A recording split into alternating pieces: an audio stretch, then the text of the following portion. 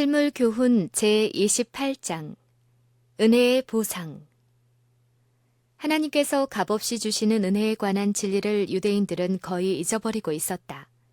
랍비들은 노력에 의하여 하나님의 은총을 얻는 것이라고 가르쳤다. 그들은 의인이 받을 보상을 저희 자신의 행위로서 얻어보려고 생각했다. 그리하여 저희의 예배는 이욕을 탐하고 돈에 팔린 정신에서 출발되었다. 그리스도의 제자들까지도 이 그릇된 정신을 끊어버리지 못했다. 그래서 그리스도께서는 이 같은 그릇된 정신을 깨우쳐 주기 위하여 늘 기회를 찾고 계셨다. 예수께서 품꾼에 대한 비유를 말씀하시기 바로 전에 그분께서 바른 원칙을 제시할 수 있는 사건이 일어났다. 예수께서 길을 걸어가고 계실 때에 한 젊은 관원이 달려와서 존경하는 태도로 꿇어 엎드려 인사하며 말하기를, 선한 선생님이여, 내가 무엇을 하여야 영생을 얻으리이까? 라고 했다. 이 관원이 그리스도께 이러한 질문을 했을 때에는 그가 그분을 하나님의 아들이심을 알지 못하고 다만 한 지체 높은 랍비로만 알았다.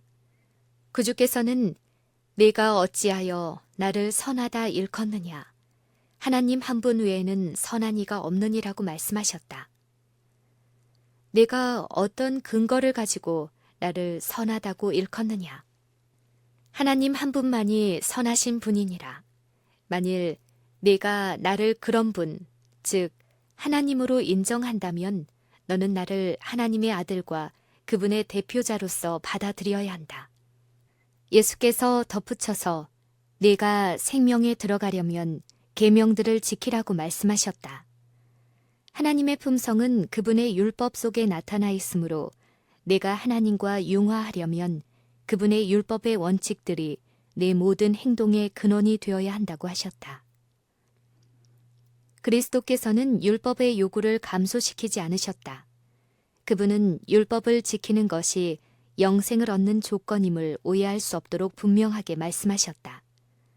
이 조건은 아담이 타락하기 전에 그에게 요구했던 것과 같은 조건이다. 주님께서는 에덴 동산에서 사람들의 요구하셨던 것보다 못하지 않은 것을 오늘날 사람들에게도 요구하시나니 곧 완전한 순종과 흠없는 의를 요구하신다. 은혜의 언약하에서 하나님이 요구하시는 것은 에덴에서 사람에게 요구하셨던 것과 같은 것이니 곧 거룩하고 의롭고 선한 하나님의 율법과 일치하는 것이다. 계명들을 지키라고 말씀하셨을 때 이 청년은 어느 계명이오니까? 라고 물었다. 이 청년은 어떤 의식적 율례에 대하여 말씀하시는 것으로 생각했다. 그러나 그리스도께서는 분명히 시내산에서 반포하신 율법을 말씀하셨다. 그는 둘째 돌비에 기록된 여러 계명들을 말씀하신 다음에 내 이웃을 내 몸과 같이 사랑하라는 한 계명으로 요약하셨다. 이 청년 관원은 서슴지 않고 이 모든 것을 내가 지키었사오니 아직도 무엇이 부족하니이까? 라고 말했다. 율법에 대한 이 관원의 개념은 표면적이고 피상적인 것이었다. 사람의 표준에 따라 판단할 때 그는 흠없는 품성을 보존해왔다. 그의 외적 생애는 별로 죄가 없었다. 그는 솔직히 말해서 자기의 순종에는 결함이 없다고 생각했다. 그러나 그의 마음속에는 자기와 하나님 사이에 옳지 않은 어떤 것이 있을까 하는 두려움이 있었다. 그래서 그는 아직도 무엇이 부족하니이까? 라고 묻게 되었다. 예수께서 내가 온전하고자 할진대 가서 내 소유를 팔아 가난한 자들을 주라. 그리하면 하늘에서 보화가 내게 있으리라. 그리고 와서 나를 좇으라. 하시니 그 청년이 재물이 많으므로 이 말씀을 듣고 근심하며 가니라. 자신을 사랑하는 자는 율법을 범하는 자이다. 예수께서는 이 사실을 그 청년에게 보여주시려고 그의 마음속에 있는 이기심이 드러날 수 있는 시험을 주셨다. 예수께서는 그의 품성 가운데 있는 환부를 보여주셨다. 그 청년은 주님께서 더 이상 밝히 알려주시는 것을 원치 않았다. 그는 마음속에 한 가지 우상을 간직하고 있었다. 즉, 세상이 곧 그가 숭배하는 신이었다. 그는 모든 계명을 지켰다고 말했으나 실상은 그 모든 계명의 정신이 되고 생명이 되는 근본 원칙을 망각하고 있었다. 그는 하나님과 사람에 대한 진정한 사랑을 갖고 있지 않았다. 이것의 결핍이 그로 하여금 천국에 들어가게 할 수 있는 모든 조건의 결핍을 의미하고 있었다. 그는 자신을 사랑하고 세상 재물을 사랑함으로 하늘의 원칙과 조화되지 못했다. 이 청년 관원이 예수님께 왔을 때 그의 진실성과 열성은 구주의 마음을 사로잡았다. 예수께서는 그를 보시고 사랑하셨다. 예수께서는 이 청년이 의의 전도자로 큰 일을 할 수 있음을 보셨다. 그는 당신을 따른 어부들을 받으신 것처럼 이 재능 있고 고귀한 청년도 기뻐 받으셨을 것이다. 이 청년이 만일 자기의 재능을 영혼을 구원하는 일에 바쳤을 것 같으면 그는 그리스도를 위하여 열성 있는 큰 일꾼이 되었을 것이다. 그러나 그는 먼저 제자가 되는 조건을 받아들이지 않으면 안 되었다. 그는 자신을 하나님께 아낌없이 바쳐야만 했다. 구주께서 요한과 베드로와 마태와 그들의 형제들을 부르셨을 때 모든 것을 버리고 일어나 쫓았다. 이 청년 관원에게도 이와 같은 헌신이 요구되었다. 그리스도께서 하신 이 요구는 당신이 몸소하신 희생보다 더 큰 희생은 아니었다. 그는 부유하신 자로서 너희를 위하여 가난하게 되심은 그의 가난함을 인하여 너희로 부욕해 하려 하심이니라. 이 청년은 다만 그리스도께서 인도하시는 길을 따라갔어야 했다. 그리스도께서는 이 청년을 바라보시고 그의 영혼에 대하여 사랑하는 마음을 가지셨다. 그분은 이 청년을 사람들에게 축복을 나누는 사자로 보내시기를 원하셨다. 그리스도께서는 그에게 벌이라고 요구하신 물질 대신에 그가 당신과 동역자가 될 특권을 주셨다. 그분은 나를 좇으라고 말씀하셨다.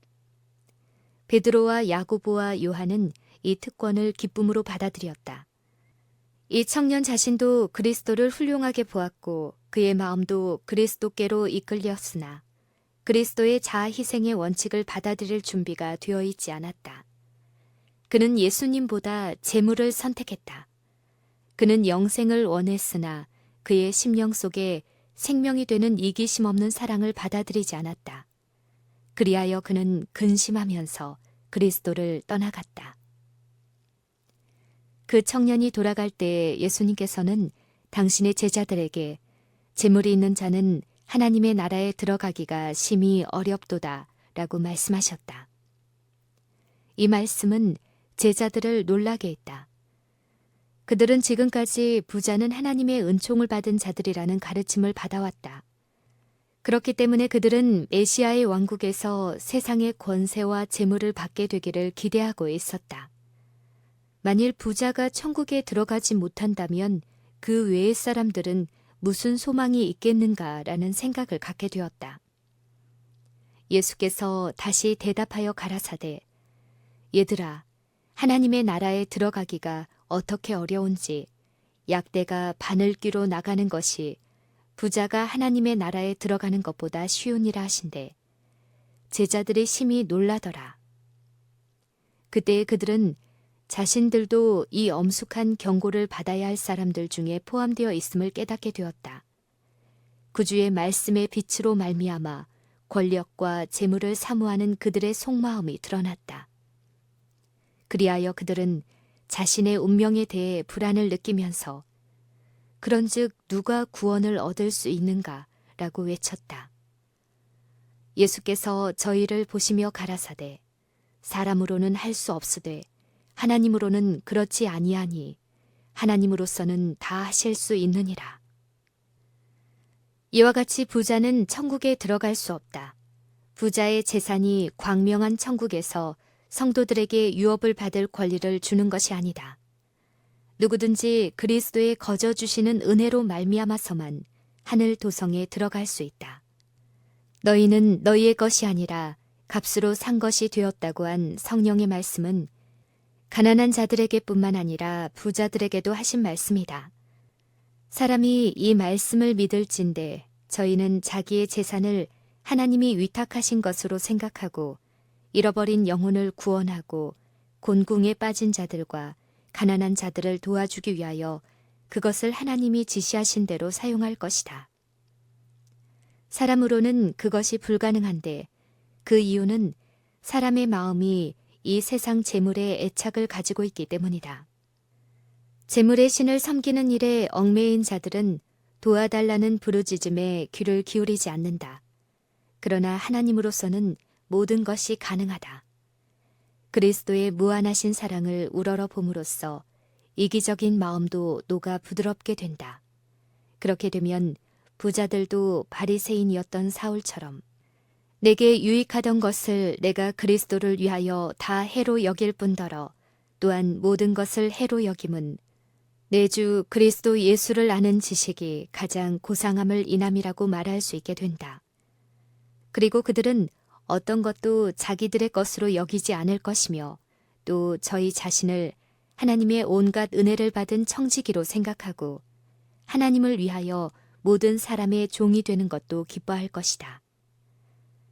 주님의 말씀에 감동을 받아 제일 먼저 그리스도의 제자가 된 사람은 베드로였다. 그와 그의 동생은 그리스도를 위하여 모든 것을 버린 일에 대해 만족하게 생각했다. 베드로는 보소서 우리가 모든 것을 버리고 주를 좇았나이다 라고 말했다. 그리하면 하늘에서 보아가 내게 있으리라는 관원에게 하신 조건적인 약속을 기억하면서 베드로는 자기와 자기의 동료들의 희생의 대가로 무엇을 받게 되느냐고 물어보았다. 구주의 대답은 이 갈릴리 어부들의 마음을 놀라게 하였다. 다음의 말씀이 그들의 최고의 꿈을 실현시킨 명예로 묘사하고 있다. 내가 진실로 너희에게 이르노니 세상이 새롭게 되어 인자가 자기 영광의 보좌에 앉을 때에 나를 좇는 너희도 12 보좌에 앉아 이스라엘 12 지파를 심판하리라.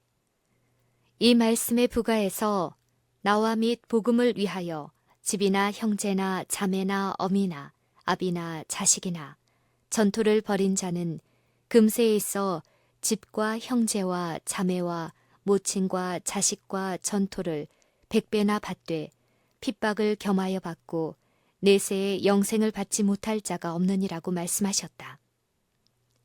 그러나 우리가 무엇을 얻으리까? 라고 한 베드로의 질문은 합당치 않은 정신을 나타냈다. 만일 제자들이 이 정신을 고치지 않을 것 같으면 그들은 그리스도의 사자가 되기에 적합치 않게 될 것이다. 왜냐하면 이 정신은 품꾼의 정신이기 때문이다.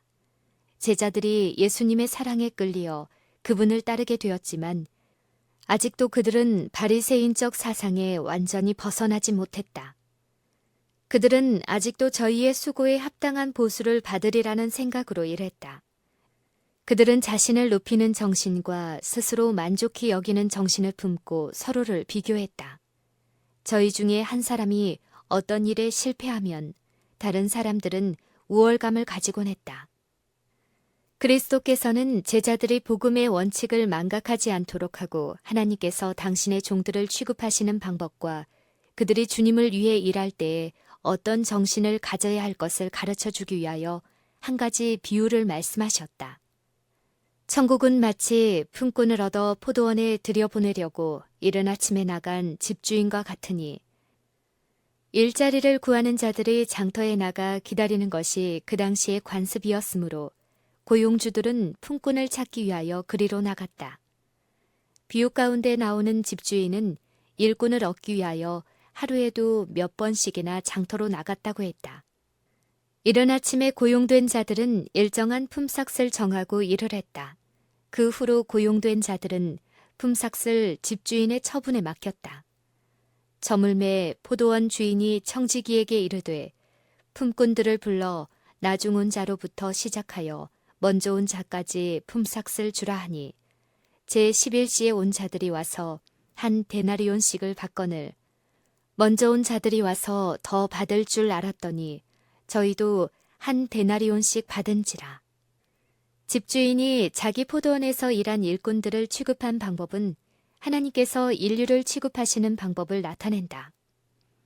이 방법은 한간에 널리 퍼져 있는 사람들의 관습과는 달랐다. 이 세상 사업에서는 일한 분량에 따라 보수를 준다. 품꾼들은 자기가 일한 만큼의 삭을 받을 줄로 기대한다. 그러나 이 비유에서 그리스도께서는 이 세상 나라가 아닌 당신의 나라의 원칙을 설명하고 계셨다. 그리스도는 어떤 사람의 기준의 지배도 받지 않으신다.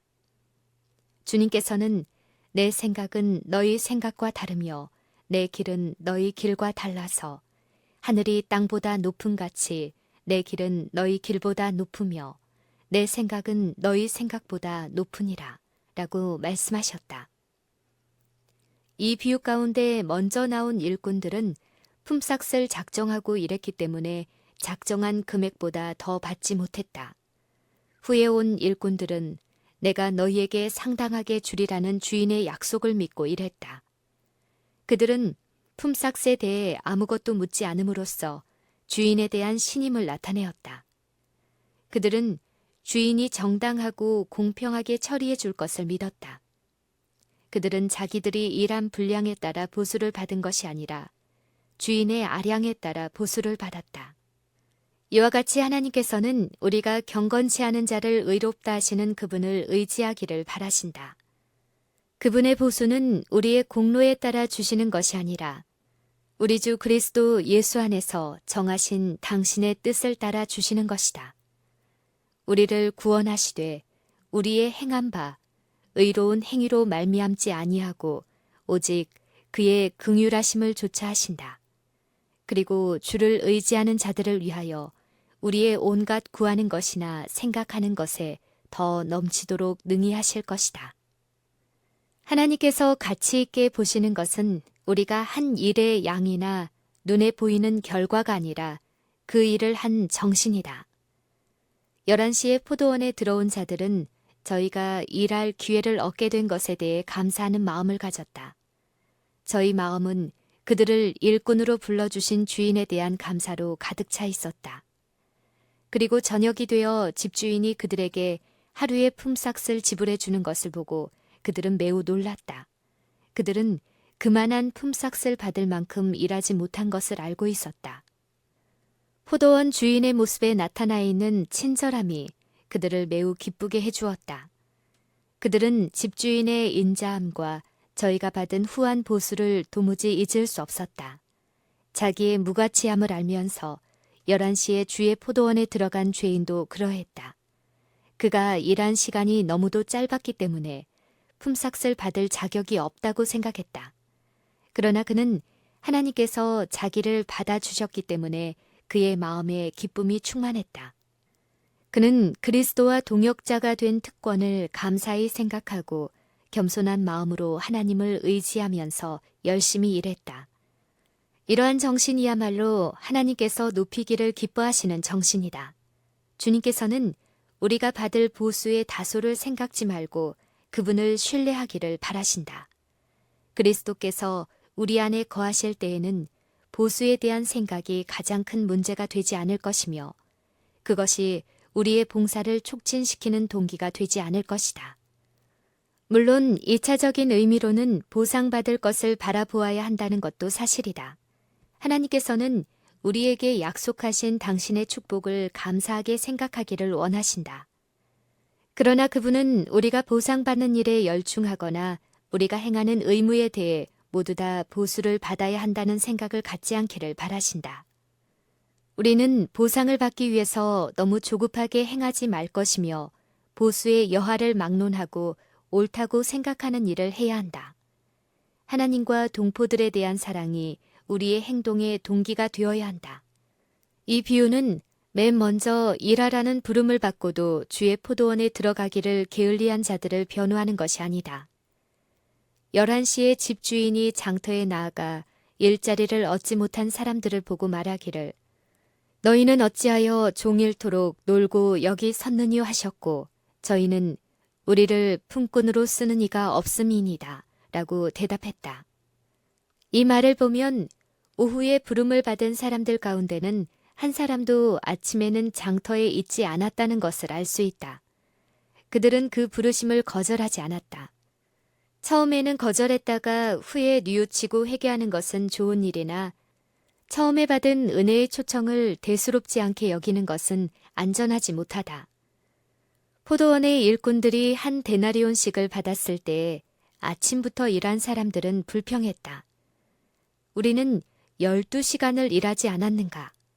그러니 저녁 서늘한 때에 단 1시간만 일한 사람들보다 삭슬 더 많이 받는 것이 합당치 않은가라고 그들은 생각했다. 그리하여 그들은 나중은 이 사람들은 1시간만 일하였거늘 저희를 종일 수고와 더위를 견딘 우리와 같게 하였나이다 라고 말하였다. 집주인은 그중 한 사람에게 이렇게 말하였다. 친구여, 내가 네게 잘못한 것이 없노라. 네가 나와 한 데나리온의 약속을 하지 아니하였느냐. 네 것이나 가지고 가라. 나중은 이 사람에게 너와 같이 주는 것이 내 뜻이니라. 내 것을 가지고 내 뜻대로 할 것이 아니냐. 내가 선함으로 네가 악하게 보느냐. 이와 같이 나중된 자로서 먼저 되고 먼저 된 자로서 나중되리라. 청함을 받은 자는 많되 택함을 입은 자는 적으니라. 이 비유 가운데 먼저 온 일꾼들은 그들의 봉사로 인하여 다른 사람들보다 삭슬 더 많이 받아야 한다고 주장하는 사람들을 대표한다. 그들은 저희 일을 자만하는 정신으로 착수하고 자기 부정과 희생의 정신으로 하지 않는다. 그들은 한평생 하나님을 섬겼다고 주장한다. 그러고는 고난과 궁핍과 시련을 누구보다도 많이 견디었을 것이므로 저희는 다른 사람들보다 많은 보수를 받을 특권이 있다고 생각한다. 그들은 저희가 그리스도의 종이 된 특권을 생각하기보다는 저희가 받을 보수를 더 많이 생각한다. 저희는 자기들의 수고와 희생이 그들로 하여금 다른 사람보다 더 명예를 받을 가치를 부여해 준다고 생각한다. 그리하여 저희는 이러한 요구가 인정받지 못할 때에는 불평한다. 만일 저희가 자기들의 일을 사랑과 신뢰의 정신으로 했더라면 그들은 계속적으로 첫째가 되었을 것이다. 그러나 불평하고 원망하는 그들의 성민은 그들이 그리스도인답지 못하고 믿을 만하지 못하다는 것을 드러낸다. 그것이 자기가 남보다 앞서겠다는 욕망과 하나님께 대한 저들의 불신과 형제들에 대한 투기심과 인색한 정신을 나타낸다. 주님의 선하심과 관대함이 오히려 그들에게는 원망거리가 된다. 그리하여 저희는 저희의 심령과 하나님 사이에 아무런 연락이 없다는 것을 나타낸다. 저희는 크신 일꾼이신 주님과의 협력에서 오는 기쁨을 맛보지 못한다. 이처럼 편협하고 자신만을 돌아보는 정신보다 하나님께서 더 싫어하시는 것은 없다. 그분은 이러한 성미를 가진 자들과 같이 일하실 수 없다. 그들은 성령의 역사에 대해 무감각하다. 유대인이 먼저 주님의 포도원의 부름을 받았으나 이 때문에 저희는 교만하고 스스로 의롭다고 하는 자가 되었다. 저희의 오랜 기간의 봉사가 저희로 하여금 다른 사람들보다 더 큰 보상을 받을 수 있는 특권을 부여해 준다고 생각했다. 하나님을 섬기는 일에 있어서 이방 사람들이 저희와 동등한 특권을 갖는다는 말보다 더 저희를 격분시키는 말은 없었다. 그리스도께서는 먼저 당신을 따르도록 부르심을 받은 제자들 사이에 이러한 폐단이 생기지 않도록 경고하셨다. 그분은 교회가 연약해지고 화를 입게 되는 것은 스스로 의롭다는 정신 때문임을 아셨다. 사람들은 저희가 천국의 한 자리를 얻기 위하여 저희의 힘으로 무엇인가 할 수 있다고 생각한다. 또 사람들은 저희가 어느 정도 진보하면 주님께서 그들을 도와주신다고 생각한다. 그리하여 그들은 자기만을 많이 나타내고 예수를 적게 나타내게 된다. 남보다 조금 앞서게 된 사람들 중에 많은 사람이 자만심을 가지고 자기들이 다른 사람들보다 낫다고 생각한다. 그들은 아첨하는 말을 좋아하고 자기들이 가장 중요한 사람으로 생각되지 않으면 질투한다. 그리스도께서는 당신의 제자들에게 이러한 위험에 대하여 경고하셨다. 우리의 공로를 자랑하는 일은 합당하지 않다.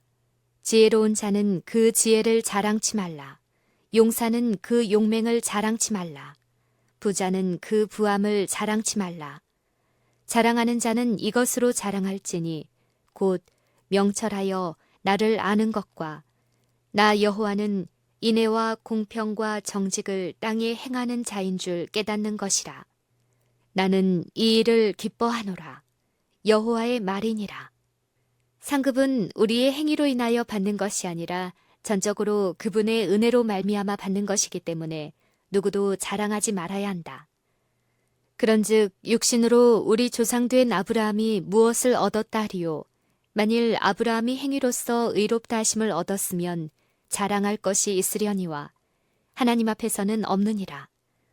성경이 무엇을 말하느뇨? 아브라함이 하나님을 믿음에 이것이 저에게 의로 여기신 바 되었느니라. 일하는 자에게는 그 삭을 은혜로 여기지 아니하고 빚으로 여기거니와 이를 아니할지라도 경건치 아니한 자를 의롭다 하시는 이를 믿는 자에게는 그의 믿음을 의로 여기시나니 그러므로 한 사람이 다른 사람보다 낫다고 자만하거나 다른 사람에게 원한을 품을 이유가 없다. 어느 누구도 다른 사람들보다 뛰어난 특권을 가질 것이 아니며 또한 어느 누구도 보상을 요구할 권리를 가지고 있지 않다. 먼저 온 자나 나중 온 자나 이 크고 영원한 상급에 다 같이 참여하는 것이므로 먼저 온 자는 나중 온 자를 기쁨으로 환영해야 한다. 보상을 다른 사람에게 주는 것을 아까워하는 자는 자기 자신이 오직 은혜로 말미암아 구원을 받게 된다는 사실을 잊어버린 것이다. 품꾼의 비유는 모든 질투와 의심을 책망한다. 사랑은 진리를 기뻐하고 시기심을 가지고 다른 사랑과 비교하지 않는다. 사랑이 있는 자는 그리스도의 아름다운 품성과 자기 자신을 비교할 뿐이다. 이 비유는 그들의 봉사 기간이 아무리 길고 수고가 아무리 많다 할지라도 저희 동포에 대한 사랑과 하나님께 대한 겸비함이 없을 것 같으면 그 모든 것이 아무것도 아니라는 사실을 모든 품꾼들에게 경고하는 것이다. 자신을 보좌에 앉히는 곳에는 신앙이 있을 수 없다. 자신의 영광을 목적으로 하는 자는 주님의 사업에 유능한 일꾼이 되게 하는 유일한 미덕이 자신에게 부족하다는 것을 알게 될 것이다. 자만심과 자부심을 품을 때에는 언제든지 주님의 사업은 손상을 입는다. 우리의 일이 하나님께 간합되도록 해주는 것은 우리가 일한 시간의 길이가 아니라 그 일에 자원에서 바친 우리의 마음과 충실함이다. 모든 봉사에는 완전한 헌신이 요구된다. 아무리 작은 의무라 할지라도 자기 자신을 잊고 성심성의껏 할 때에는 그것이 이기심으로 손상을 입은 가장 큰 일보다 더 하나님께 기쁨이 된다. 그분은 우리가 얼마나 그리스도의 정신을 품고 있으며 우리의 일이 얼마나 그리스도의 모습을 나타내는지를 주목하신다. 그분은 우리가 성취한 일의 분량보다도 우리가 일하는 동안 가졌던 사랑과 성실성을 더욱 귀히 보신다. 이기심이 죽을 때, 으뜸이 되려는 분쟁심이 사라질 때, 감사의 정신이 마음에 가득 차고 사랑이 생애를 향기롭게 할 때, 그리스도께서 우리 안에 거하시게 되고 우리는 하나님과 함께 일하는 자로 인정을 받게 된다. 진실한 일꾼들은 저희 일이 아무리 괴로울지라도 그것을 고역으로 생각지 않는다. 그들은 이 사업을 위해 자신의 것을 쓸 준비를 하고 있고 실제로 써버리지만 그 일이 그들에게 기쁨이 되고 즐거운 봉사가 될 것이다. 하나님 안에 있는 기쁨이 예수 그리스도를 통해 표현된다. 그들의 기쁨은 그리스도 앞에 놓여있는 기쁨, 곧 나를 보내신 이의 뜻을 행하며 그의 일을 온전히 이루는 이것이 될 것이다. 저희는 영광의 주님과 협력하고 있다. 이러한 생각이 모든 수고를 가볍게 하고 우리의 의지를 견고케 하며 어떠한 일을 당할지라도 우리의 심령에 용기를 주게 된다.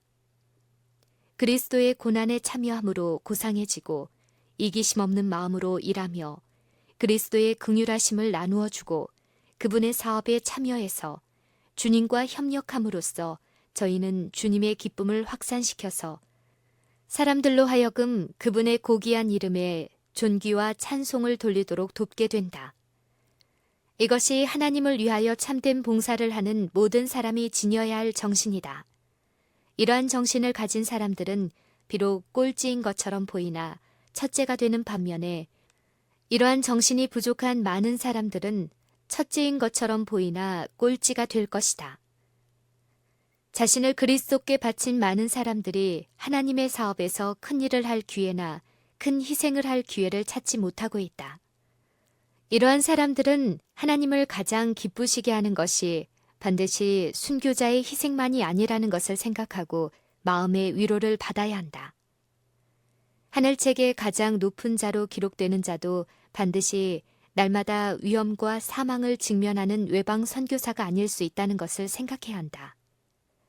자기 개인의 생활 속에서 날마다 자아를 굴복시키고 진실한 목적과 순결한 사상을 가지며 어떠한 불쾌한 일에서도 온유함을 유지하고 지극히 작은 일에서는 믿음과 경건함과 신실함을 나타내고 가정생활에서도 그리스도의 품성을 나타내는 그리스도인들이 하나님 앞에서 세계적으로 유명한 선교사나 순교자보다 오히려 더욱 귀한 자가 될 수 있다. 아, 품성을 평가하는 기준이 하나님과 사람 사이에 얼마나 다른가. 하나님께서는 사람들이 세상은 물론 가까운 친구들까지도 알지 못하는 수많은 시험들, 곧 가정과 마음속에서 일어나는 시험들을 대항하고 있는 것을 보신다. 그분은 사람들이 자신의 연약함 때문에 심령을 겸비하게 하고 또 단 하나의 악한 생각 때문에 진심으로 회개하는 것을 보신다. 하나님은 당신의 사업에 온 마음을 바쳐 헌신하는 자들을 보신다. 그분은 사람들이 자기 자신과의 격렬한 투쟁을 하는 것을 지켜보시고 그들의 승리를 주목하신다. 이 모든 것은 하나님과 천사들이 잘 알고 계신다. 여호와를 경외하고 그 이름을 존중히 생각하는 자들은 그의 앞에 있는 기억책에 기록된다. 성공의 비결은 우리의 지식이나 지위에 있는 것이 아니며 또 사람의 숫자나 재간이나 그들의 의지에 달려있는 것도 아니다. 우리는 자신의 무력함을 느끼고 그리스도를 명상해야 한다. 즐겨 순종하는 자는 모든 능력의 근원이 되시고 모든 생각의 근원이 되시는 자를 통하여 이기고 또 이기는 생애를 살 수 있게 될 것이다. 우리가 일한 시간이 아무리 짧고 우리의 일이 아무리 천할지라도 만일 우리가 단순한 믿음으로써 그리스도를 따를 것 같으면 우리는 보수를 받지 못해 실망하는 일이 없을 것이다. 가장 위대하고 가장 지혜로운 사람이 얻을 수 없는 것을 가장 미약하고 가장 비천한 사람이 얻을 수 있다. 천국의 황금문은 자기를 높이는 자에게는 열리지 않는다. 그것은 교만한 자들에게는 열리지 않는다. 그러나 영원한 문은 작은 아기가 떨리는 손으로 건드릴 때에 활짝 열리게 될 것이다. 순박한 믿음과 사랑을 가지고 하나님을 위해 일한 사람들에게 주시는 은혜의 보상은 복될 것이다.